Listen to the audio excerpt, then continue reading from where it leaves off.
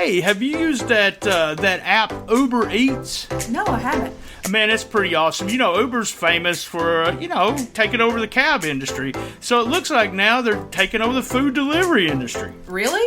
Yeah, what you can do is you can download the app and you can order from tons of places. I actually ordered from McDonald's today, got a 20-piece McNugget delivered to my house. That sounds amazing. Oh, it's awesome. The big thing is that you can put in a code that I provide for you, and you'll get $5 off your first order. $5? Wow. Yes, a whole $5. It's Eats, E-A-T-S dash Brian T 24790UE. That's Eats dash Brian, B-R-I-A-N-T 24790UE. Put that code in, you get $5 off. That's awesome. I'm so excited. All right, guys, download the app, put in the code, and save $5 on Uber Eats.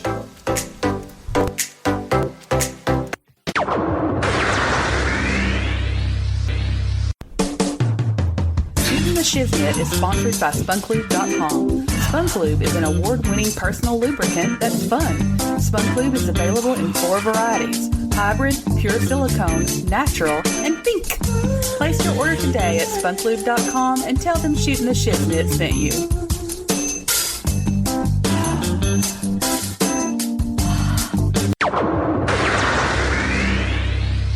Blue Chew can now offer you the same active ingredients as Viagra and Cialis at a fraction of the price, discreetly delivered to your door.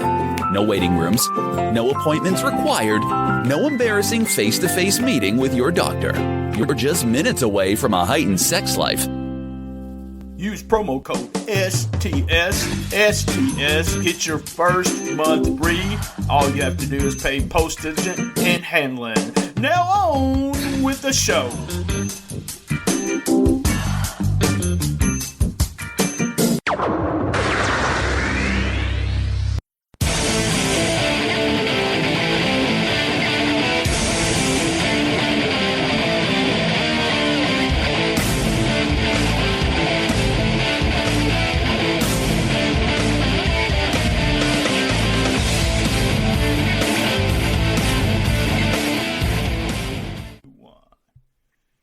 Live from STS Studios in St. Louis, Missouri, and I have on the line Bill Superstar Dundee. How's it going, Bill?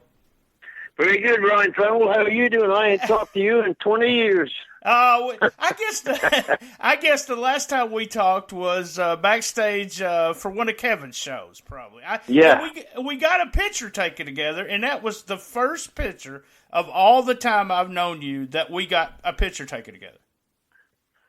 Well, you and I didn't just hit it off at the right, brothers and sisters in the good old days, you know what I mean? Yeah, I want to talk. I'm glad you said that. I listed that down, but I wanted to talk to you about that. I know it just wasn't me. It was generally in people that were outside the business. So you didn't want me back behind the stage, right? Behind the scenes in the dressing rooms.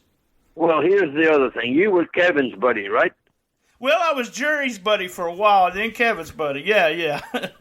And you know how Kevin was. So, but anyway, we won't get into that and bless Brian's heart, all that kind of stuff. But back in the good old days, people judged you with the company you kept. So me and Kevin wasn't big buddies either. So that was back then, though, 20 years ago. But we're all right now. Here we are, face to face, kind of on the telephone. Well, it's funny because you would give me hell for being backstage, but when you got ready to leave, you always made it a point to come over to me, shake my hand, and say, "See you next time." And I would say, "What the hell? Bill just gave me hell the whole night, but he knows I'm gonna be back, so he says, 'See you later.'" You always used to say, "I'll see you next time, kid," and I was like, "Okay," because Bill just gave me hell the whole night. Yeah, well, that's how it was. When I started, they gave me hell when I was just a youngster trying to get in this business. All the good old guys, Skull Murphy, Brute Bernard, Mark Lewin, Red Bastine, all them names that came to Australia. If you hadn't been in, they would give you hell. So that's how I learned. So I just did it too. Right, right. And that's, I mean, you know, the business has totally changed. Even, you know, first time we met, I guess, was '86. If I remember this right, we was in Haytown, Missouri. I was backstage talking to Lawler. You were tagging with Lawler and Rocky Johnson, and Lawler punched Paul Heyman really hard that night. But you, what do you think about what the business has turned into? I mean, it's been a secretive business, but everyone knows what the word kayfabe means now, or think they do. Well, no, they don't fucking know. The guys use it, and they use it all wrong. They haven't got a clue what it means. Them young kids today don't have a fucking clue. You know, can you swear on your podcast? I hope. Oh, so. yeah, you say anything you want to. This is adult. But anyway, so, I mean, it's a different... Here's the thing. I mean, I'm sure Hollywood's the same thing. I watched an all interview on John Wayne on Clint Eastwood. And this is all it really was. And Wayne was talking about the movies and the different, how they were. He said, I don't shoot people in the back. Now, this is an actor talking about another actor playing a role in a movie. Right, right. And this was 20 years ago, you know what I mean? So and the wrestling business has got that way. The kids today, most of them don't know a wrist lock from a wrist watch. And they've never been in a shoot wrestling match, so they don't really know. But they will flip-flop off. Yeah, I mean, it's the evolution of what happened, but it's mainly that so many people are, I don't know, exposed to what was going on. When I went into the dressing rooms in '86, I felt like you guys were letting me in there because I knew what was going on. In reality, I didn't know what the fuck was going on. Right. But you guys taught me a lot of stuff, you know, told me this, don't do that, don't do this, don't say that to anybody, don't say this, you know, things that I could say to other people when I walked out of the dressing room. But that's not what it is. You see guys on Facebook now, they're trying to work. Here's what kills me about Facebook is there's somebody's friend. Say Joe Blow's wrestling Johnny Appleseed, and Johnny Appleseed and Joe Blow are both friends on Facebook. They buddy on everything, but then one of them cuts a promo on the other that they're going to be in Boonville, Mississippi Saturday night, and they're going to kill each other. So that makes no sense to me. That's one of the things that kills me about the business. Then I think, well, the business is different now, but those guys have to hustle to make a living in the business. This is what the difference of the business is today. I mean, the boys have smartened the rest of the world up and nobody buys a ticket. If you get 100 people at a local show, they think that's great. You know, Bill, I agree 100%, and I don't understand that. It doesn't change in the Mississippi, Memphis, Arkansas area. I've talked to someone recently. So we drew 100 people. We're drawing 100 people every week. And I'm going, okay, so what is that supposed to be? Yeah, we were doing 10,000 on a Monday night most of the time. And then we'd go up to Louisville on a Tuesday, and they would sell the Louisville Gardens out over to Evansville, Indiana on Wednesday, and they would do a hell of a house over there. Then Lexington, Kentucky on the Thursday, back for Tupelo on the Friday, Jones, Memphis TV Saturday, Jonesboro, Arkansas Saturday night, then start all over again the next week. And we had about 7 towns that we run most of the time, and everybody made a good living. Right, and I started going in '78 to the Blauville, Arkansas, over there at the what was it, a Rotary Club or something like that. They had beer. It was the VFW Club, wasn't it? Yeah, something like that. Yeah. And the beer, you know, was sold to everybody. The crowds were rowdy, and they always had everybody in the bleachers, everybody ringside. And when you get a ticket ringside, you thought it was a big deal because everyone wanted, you know, there were so many people in the building and it's always so hot. Y'all both had the 2 doors. I always loved the 2 doors where one, you know, the bad guys came out of one door and the good guys came out the other. That is totally different now too. So I never thought about that till we just got to talking. But I want to talk about. We talked almost every podcast, everything you talk about. You know, everyone knows I grew up watching Memphis wrestling, you know, all that. But one of my other favorite wrestlers was Mid-South. We all know you went to work for Bill Watts. I want you to tell me, I want to talk about the trade. Now, there was a huge trade of talent. And then how did it lead to Bill doing the books and not wrestling? That's what I want to know. You mean when I first went there? Yeah, when you first went to work for Bill Watts and you set up the deal with Midnight Against Rock and Roll and all of that. Why? Tell us what Bill said to you. I mean, what Watts had actually said to you about you wrestling and also booking. Well, when he first come up to change talent with Jerry Jarrett, they were only changing talent. I mean, JYD and Hacksaw Butch Reed, they had gone as far. They were all them big monster type guys, and they had itty bitty fellas like us. So Watts was a big guy. He was 6'1" or 2" and 300 pounds, whatever he was, 280. So in his heyday, the cat lad, they were all monsters that worked for Watts. So anyway, he came up to talk to Jerry Jarrett, and they were in the office, and we were walking. So I walked into the office, and Watts was sitting there. That's really the first time I had met him. So Jarrett just said hello, Bill Dundee, Bill Watts, blah blah blah. So anyway, they talk about switching talents, and then Jarrett said to Watts, kind of in jest, as much as being for a shoot. He said, "Talk to that little son of a bitch and see if he'll want to come book it for you." So Watts looked at me and looked like we were both crazy, thinking, what am I going to do with this midget? But anyway, he talked to me, and he says, would you like to come to Louisiana and be the booker? I said, well, yeah. He said, I promise you won't have a week. You've just hired yourself a booker. So I had to put a crew together. Ricky and Robert, Terry Taylor, Magnum TA was already there. The Midnight Express and Jim Cornette. They had never seen a manager like Cornette there. So everything was new in Louisiana. And that was how it all got over. It wasn't that I was that smart, but I'd seen it all work in Memphis, so I knew how to handle all that guys and what to do with it. So it set the place on fire for the next 2 years, and Bill Watts thought I was God, the greatest booker in the world. But anyway, we made him a fortune, and that's what it was all about. And I had a crew that I knew what to do with. That's how this business works. But they don't have crews today. They don't know, you know what I mean? So and I don't know where the... And why did Watts also told you that he didn't want you wrestling, right? And you was to take a break from wrestling and just book. Right. So that was the first year. I did that. So then the boot was on the other foot. So then I went to Watts and said, Bill Watts, if I can't get in the ring and wrestle because I really enjoy doing it, I quit.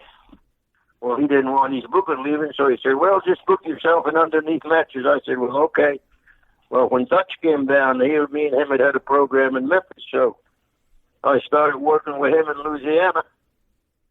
And then we went from the opening match to the main event because it was drawing money. You know how this business is. If you're drawing money, you can do whatever you want.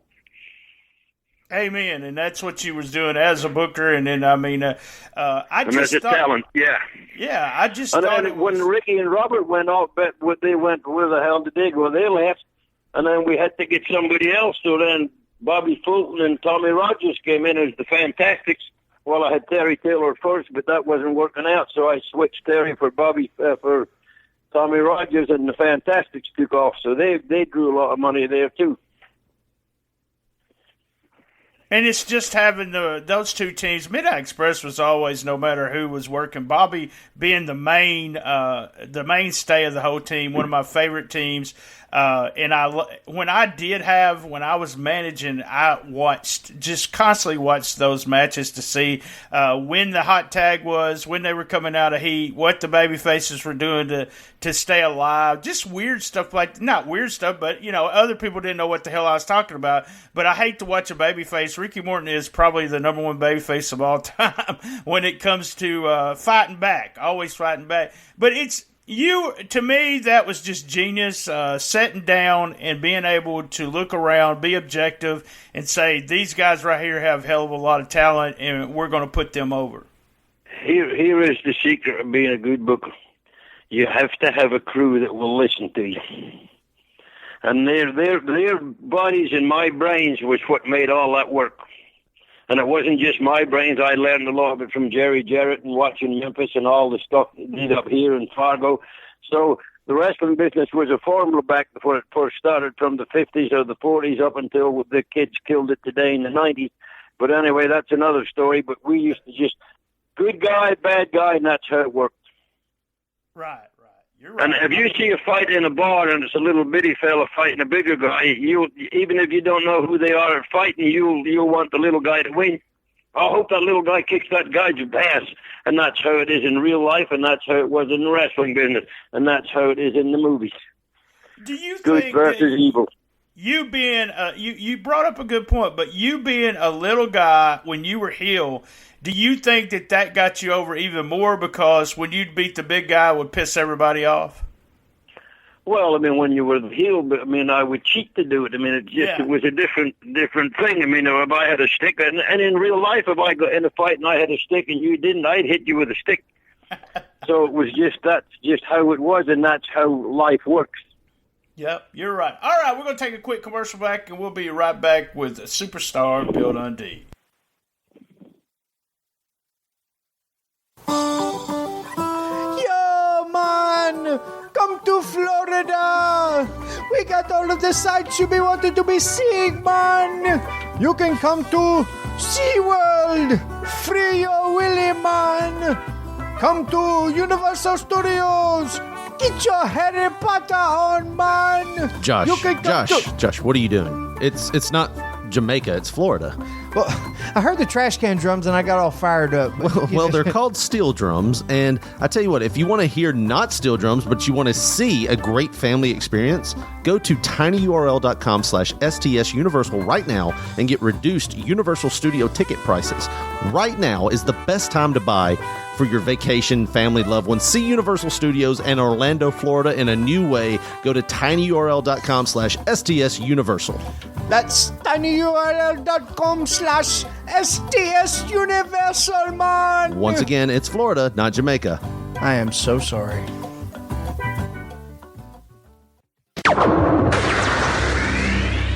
This is your bedroom.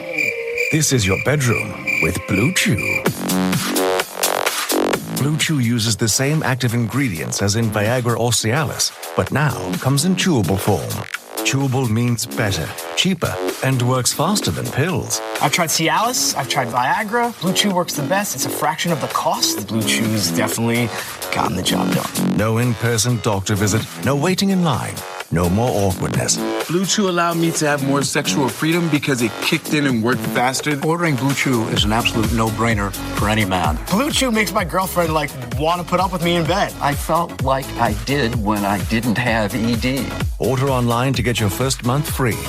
I want my girlfriend to want me, and with Blue Chew, she really does. Blue Chew is the future of manhood. Go to BlueChew.com and restart the party. Or call 800-232-8803.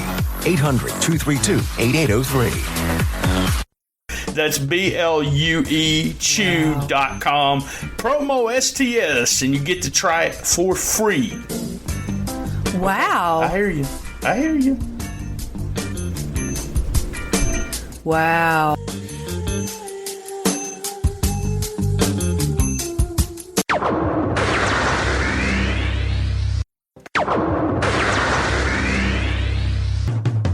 Shootin The Shiznit is sponsored by spunklube.com. Spunklube is an award-winning personal lubricant that's fun. Spunklube is available in 4 varieties: hybrid, pure silicone, natural, and pink.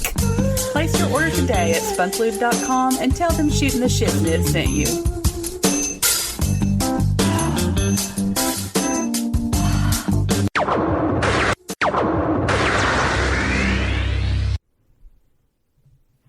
All right, back with Superstar Bill Dundee. Bill, we always see Jerry. He works for WWE. His limited time Jerry Lawler right now. But with Bill Dundee, Bill, have you ever reached out to the WWE? Have they ever reached out to you for being part of the Performance Center? I went up there 20 years ago when it was all going thing, and then the question he asked me, he said, is there anybody who works for me that you don't get along with? Well, I knew Randy Savage and me didn't get along, but I never knew the Undertaker never was mad at me, and I really believe that's why I ain't there. I mean, Mark, I don't know what the fuck's wrong with him, but anyway, I went up and talked to Vince, and then that was the end of that, but I really believe it was the Undertaker that didn't want me there, and that's just how I believed 30 years ago, and I believe it now, so that's just another story. Right, and I can't prove none of that. Right, but they don't reach out. I mean, the Performance Center has all kinds of guys go down there and just show different things. That's one of those things that you could give the young guys, especially the guys coming up now, so much. The idea that you could do so less and get over. The idea that that's what it is. Less is more, but the kids today don't understand that. And then me being 75, I ain't gonna hurt. Hell, Vince don't like you if you're over 60. Right. You know what I mean? So he's not going to hire no old guy today. But when I went there, I was in, I guess, 50 years old the first time I met Vince McMahon, or maybe 45 or whatever it was. But anyway, I went up to his big house up there in Connecticut and sat there and had lunch with him and his family and all that thing. Good, thank you very much. Then that was the end of that type thing. But I really believe it was Mark that put the kibosh on that. But that's just another story. That was a quick meeting of the minds and see you later, bye, huh? Well, no, we kind of talked a couple of times in between that, but after then, me and Randy Savage had that deal in the parking lot with a gun and all that bullshit. I mean, where I was going to shoot Randy and all that. I mean, the story that his brother tells, or the Savages tell about that, or the Papa, which is not really what fucking happened. He run away, or I may have been in jail. Bill, I've heard the legend of you and Savage fighting and the gun being brought up. I've heard the reason why it was something about the gimmicks table. I've heard all kinds of weird stuff. So I want to hear it from the horse's mouth. What actually happened, or what led, all the way to bringing up a gun in the situation? Well, back in the good, they were trying to take over Memphis, I guess, and I don't know. The Papas were in the wrestling business. Now, Lenny seems like he's the most evil of the lot. I don't know much about him. I've met him, been around. But Randy was goofy. And I don't know if it was drugs, alcohol, or all three that did it all. But anyway, he started the fight because he sucker punched me in the parking lot. Come around out of nowhere, hit me in the eye. So then I thought, well, we've got nose to nose. And I thought, if I get to the back of my car, I will restore order. And Angelo was in the, I didn't know where he was, but their band was sitting up on the hill with about 8 guys in it. The whole crew was there, but only 2 came out, Kez Watley, Thunderbolt Patterson, and Randy Savage, and Randy was the one that sucker punched me. So I thought, well, there's 3 of them and 1 of me, so I'll draw and lane this, I'll just make it all even. So I got to the back of my car, got my briefcase open, and anyway, Randy ran away. I said, Dundee, you're crazy. He just ran away. And Angelo said, I told him, Angelo, get your boy off my back. He was going to jump on my back again. I said, all right, we'll shoot you. So anyway, it's all over at that time. By the time I got home, the cops were there with a warrant for my arrest with assault with a deadly weapon. So I went to Jarrett, and I said, Jarrett, we need a lawyer. He said, what for? I said, I think I got to go to court. So then, anyway, I tell him the story. He said, well, no problem. We'll get us a lawyer. I said, we'll get to court. And when I get to court, they're all there, the Papos, the whole crew, everybody. Me again, me and my lawyer. I saw Randy Savage. No, that's a lie. They fucking hired him after the fight. Jarrett Lawler hired him and brought him into Memphis. That's right. That's what my next question was, Bill. How the hell was it working with somebody that was trying to, beat the hell out of you? Well, being punched in the eye is one thing. Him being shot would have been something different. But anyway, I left. I went to watch. That's after watch had, talked to me about coming down there, and I went off to Louisiana. I know it may have been Crockett first. I went somewhere then, left, and they brought him in here. And I thought that was a kind of a slap in the face to me, but that's just how it was. Business was business. You know what I mean? Right. They brought Randy in because they knew they felt like they would make money with him, and that's what it was. Right, and they did. I mean, it was a true story they were talking about. All that shit happened. Right. So anyway, I guess they drew money. I went off to either Crockett in Atlanta, or I think it was Crockett in Atlanta, then went over to watch. But anyway, yeah, they brought him in here. I don't know if they set the place on fire, but anyway, good luck to them. Tell us about, you've done other things besides be a professional wrestler. You was the story you started with the circus, but then you worked with the circus and everything a couple of years back. You and Randy Hales did. But there was a business venture that I always heard Bill was part of. And tell us about that strip club you had, Bill. Just like the wrestling business, the only difference, instead of wrestling, they're getting up on the stage and they get half naked or whatever they want to do. And it was a lucrative business. I mean, it was up at exit 126. Going when they park the truck, they're coming to the bar. So anyway, it was very good. And then they changed the laws in Tennessee, and you couldn't do this and you couldn't do that. So I thought, well, this is not worth all this aggravation. So that was the end of that. I left that. It's still going, but I don't think it's doing too good. But anyway, it was fun. And you had 20 girls every night to look after instead of 20 wrestlers, 20 men or whatever. So it was different. So tell me, I'm so interested. When it comes to strip clubs, I've been told different things. Were they paid by the gate like you do in wrestling, or did they pay to be on the stage? I've heard they pay actually to be on the stage. They pay to work. They paid, back then it was $40 a night for each girl. But hell, they would make $500. Right. So, you mean, yeah, they paid you to be on the stage. See, so guys, you know, when you listen to Shootin The Shiznit, you don't always get talking about wrestling. You find out the ins and outs of strip clubs, so. Yeah, right. But that was the same thing. We would go in the ring and fought one another, and they would wait till they got back to the dressing room to fight, because sometimes them girls would get mad at one another for taking their customers. But that was another story. You'd have to go in the dressing room and pull them apart. But anyway, that was fun, too. I can't imagine having that many girls in one setting at a time. I mean, I got 3 girls myself, 3 kids, and, you know, when I'm with my wife and my mom, and it's just me, Bill, it's just me with all them women. I can't imagine that. I hear you. Well, you can imagine alcohol and whatever else is involved in some of them older women. Not older, but you know what I mean. League raised to drink, so you can imagine what goes on there sometimes.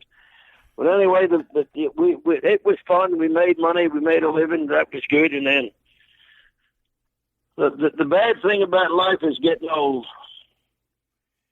I know. When you're 40 or 30 or you're 25, you think this will go on forever. But believe me, boys and girls out there, it doesn't. So whatever you're going to do it now. Because when you get up into the 75 age range, it sucks. And I'm in pretty good shape for how old I am, or the shape I'm in, or whatever you want to say it. I still go to the gym, work out every day, still get in the ring and wrestle. But it sucks. Well, that's the one thing that I can say I've said every time when I see you is that you're in fantastic shape, you know, better shape than I'm 52 and my knees hurt like crazy. You were saying something, my buddies there, Max and Josh on P3 Radio, I've been knowing those guys for a long time, and especially Max. And you was talking about, you just said something, they didn't ask you anything else, but I heard you say it. You said you liked tag team wrestling better than singles, and that just surprised me because to me you was always a singles wrestler. But what did you like best in being a tag team? Well, that's how I started. When me and Barnes came from Australia, it was George Barnes and Bill Dundee. It came here in 1975, and I don't know, I just enjoyed the tag team part. If you do it right now, I don't know that today it's all, like we said, that John Wayne didn't like Clint Eastwood movies because he shot the guy in the back. But it has all changed to what I did and what they don't do. But when I did tag team wrestling, I enjoyed that because you could stand in the corner and cheer your partner on, or he could cheer you on, and you can get the people into it a lot better. It was just easier if you were doing it right to get the people into it with 4 guys in the ring, and it was 2, I thought. And I enjoyed doing it. Well, that's always been my been the fun thing with me. I've always been a big, huge tag team person and sat and watched it. I want to tell a Bill Dundee story on me and see if you remember this. Trey Keller, and we're at Mr. White, Gary White's show, and Trey brings me in to manage, and you just didn't know I was coming. You didn't know I was coming. You knew the tag teams was coming. You was booking the show. Trey brings me in, and you say, you know who I am, but you look at Trey and you look at me and you said, who the hell are you? What are you going to do? And Trey says, he's funny. You're going to love him. He's a great comedy manager. And you say, I hate comedy managers. And Trey said, well, we'll make him serious. He's going to be serious. And you said, you look at me right now and you said, you ain't getting paid no extra for your teams. You just take money from them. And I said, all right, you got it. And that was it. I bet you don't remember. The good old days. That was all different today as it was back then. If they've been in the business 5 minutes, they think they know everything about it. So now he wants to put a tag team together and have a comedy match. Yeah, well, you're talking to the wrong guy if you're coming to tell me that. Not that we didn't do comedy in the good old days. Don't get me wrong. Jackie Fargo was the best at it. But the young kids won't know that name today, Jackie Fargo, unless they just kept up with it for the last 50 years. Yeah, that Trey was quite a character. He really was. Oh, he was on out there. He could get a little goofy sometimes, but anyway, yeah, I go along good with him. So, well, I go along good with most people. He taught except Brian Tramel. Well, he taught my guys a lot when it came to psychology, just mainly singles matches because I was always the big tag team guy. But just telling them they had a match, and then he wouldn't let me. They was bringing me. I was working for Killer in Mid-South, and they was bringing me out for every match. And Trey said, "Look, Coach BT does not go out but for my match." So that kind of made me understand that I was important if I went out with one team. But I really wasn't important if I went out with everybody. Right, you wasn't, and that's how it was back then. Yeah, the psychology, the business just was like that. But you did that with Cornette, where in Memphis, Jimmy Hart went out with the tons of people, but you made it where Cornette in Mid-South was only going out with his team. Yeah, the Midnight Express, it was just, and here's the other thing. If you thought the team or the individual needed help to get the match over or get a little heat, you put the manager with him. But if they could do it by themselves, Lawler didn't really need a manager. He could talk better than most people, work better than most, so he didn't really need anybody. Bill Dundee didn't need anybody, but some people did. Bobby Eaton was one of the greatest workers in the world, but he wasn't the best talker, so you needed Cornette to do the talking for him.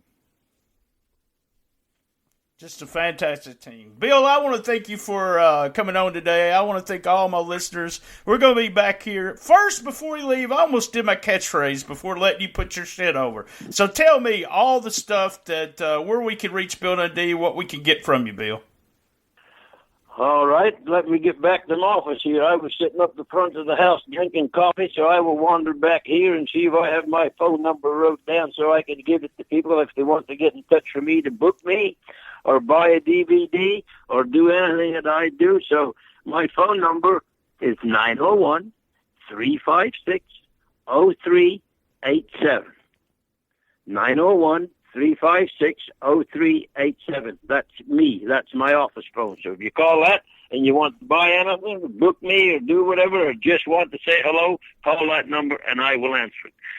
And the rest of the thing, I have DVDs, T-shirts, wrestling going back 40 years. If you want to know all about that, I have more shit in this office than you can poke a stick at. But anyway, that's where you find Bill Superstar Dundee to book him or buy merchandise. And just call that number and I will answer the phone and talk. And you can search, what do we search on Facebook? You got a Facebook page too. Yeah, that's bdundee88. I don't know what it is. Lex Luthor usually does that. I have no idea what it is. But anyway, me and Rex do that, so Rex Luthor does all that. So, but if you call the number, I'll get it for you. So, and the computers, that's the way about me. I can hardly write, never mind use a computer. So anyway, that's the good old days. But if I wanted to book you for a seminar, an autograph session, work the main event, it don't matter what we want to book you for, right? No, anything. You want to book me to come over and eat dinner? I've done that too. Mama cooked dinner and I come over and eat dinner. But anyway, all right, guys. That number I just gave you, just anything, call that number. That's directly to me. I'm going to bring you over to eat supper with my mom. How's that? That'd be good. All right, we're good. They would know what we was talking about. We're all, so like I said, I've been around here since 1975. So when was you born? I was born in 66. My mom is 72, so my mom's the same age as you. Yeah. I hear you. So would it be the same? We grew up watching the same things, Elvis Presley and Jerry Lee Lewis. Yeah, I got you. We go back that far, right? Yeah. Yeah, because I remember everyone. See, I'm kind of the old man in the group of podcasts. When I can remember where I was standing when Elvis died. Some people don't know what the hell I'm talking about there, but I can remember that, and that being so important in the Memphis area. And I talk about this on the podcast. But Bill Dundee could walk in anywhere in Memphis, Tennessee right now, and there would still be fans wanting his autograph and want to talk to him or just touch him, because that TV show was so popular, and you guys were superstars. And I've said this before. When I get to talking with you guys and I hang out with you guys, you or Dutch or being able to talk to Jerry, it's always like I'm talking to somebody that, like one of those TV shows like Gilligan's Island or something that I grew up watching, but I'm with Skipper and Gilligan now. I hear you. Yeah, and it was different there. And here's the sad thing. I mean, most of the boys would go to the bar Friday night and show up with a hangover Saturday morning. And I'm telling you, most of them did that. So, but the people sitting at home didn't know. Well, me and Tommy Richard went from the bar straight to TV. Now, that is terrible to say, but we did it. But we was a lot younger, and we could, still carry on and perform like they expected us. But it was a different era back then than it is today. Well, there's no TV show. I guess Vince makes one. But that Saturday morning live television every Saturday was, mercy. 30 years I did that, so and we're still here. So anyway, it's a different era then. It's what we did and what the kids today are doing, I don't know. But I'm just glad I had my 40 years in the sun in Memphis, Tennessee. So still here to talk about it.